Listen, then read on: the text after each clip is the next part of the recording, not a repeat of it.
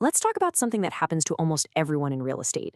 There's this super fine line between you running your business and your business running you. Today, we are going to break down 9 essential moves to put you back in the driver's seat and beat that burnout before it even gets a foothold.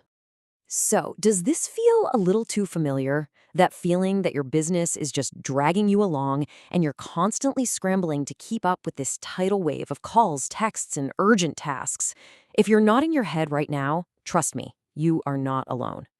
This quote just nails it, doesn't it? That feeling of being reactive, it's the absolute fast track to burnout. You got into this business to build something, to guide it, but it is so easy to get stuck in a loop of just putting out fires, day in and day out. And that right there is the heart of the problem. See, if you don't consciously design your day, your business will do it for you.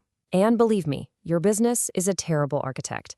The fix isn't about working more hours, it's about making more intentional decisions. So, where do we start? Well, part 1 is all about the foundation.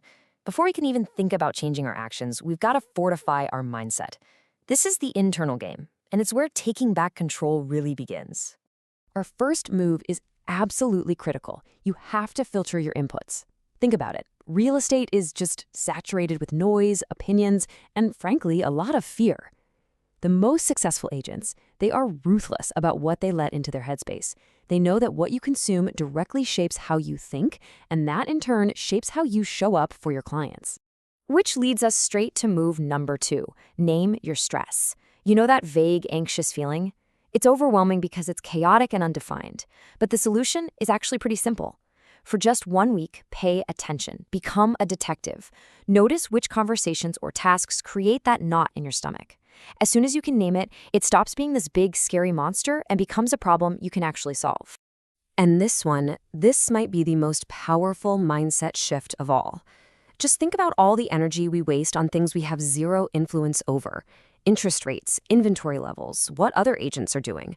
Look, the pros don't pretend these things don't exist, but they shift their focus 100% to what they can control.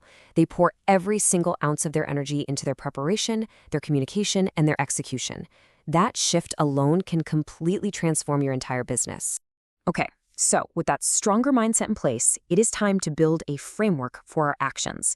In part 2, we're going to look at how to structure your day so you're on the offense, not the defense. Move number 4 is all about setting your availability. Now, listen, this is not about being rigid or unavailable. It's about being clear. When you clearly define your working hours and your preferred communication methods, you reduce so much friction for everyone involved. That includes you and your clients. Just remember this. If everyone and everything has access to you all the time, nothing gets your best energy. When we start to feel overwhelmed, what's the first instinct? It's to add something, right? A new tool, another lead source, chasing a shiny new idea. But the agents who really get control back do the exact opposite. They simplify. Instead of adding more noise, they tighten their systems and get crystal clear on their priorities. Growth without structure doesn't create freedom, it just creates more chaos. You want a surefire way to build back your confidence and momentum? Finish something. Seriously, momentum doesn't come from starting 10 things. It comes from finishing one. Every single day, find one task. It can even be a small one that you can move from your to-do list to your done list. That simple act of completion creates this incredibly powerful ripple effect for the rest of your day. Okay, on to our final section. Here, we're going to talk about the proactive habits that stop stress from even building up in the first place. This is all about playing offense with your time and energy. Here is a simple truth of life and business. Big fires start as small sparks. Most of our major stressors began as these little nagging issues that we just ignored. Whether it's a client pushing boundaries or a deal that just feels a little off, you have to handle it early and calmly. I promise you, one clear, direct conversation now will save you an incredible amount of energy and frustration down the road. This next one requires a huge mental shift for a lot of us. Prioritize recovery. We have to stop thinking about sleep, exercise, and quiet time as luxuries or rewards. They're not. They are essential inputs for high performance. Your energy is the single most valuable asset your business has. The agents who have real longevity in this industry, they don't just grind, they recover deliberately. And our final move really brings it all home. Build stability first. Before you start chasing massive growth goals, Focus on clarity and routines. Get your foundation solid. You have to solidify your footing before you try to expand, because when that foundation is strong, every decision becomes easier, and progress just happens with so much less friction. So, what's the end result of all these 9 moves? It's a fundamental shift in how you operate. You move from being a victim of your business's constant demands to being its intentional architect. It's about building a business that finally operates by your rules.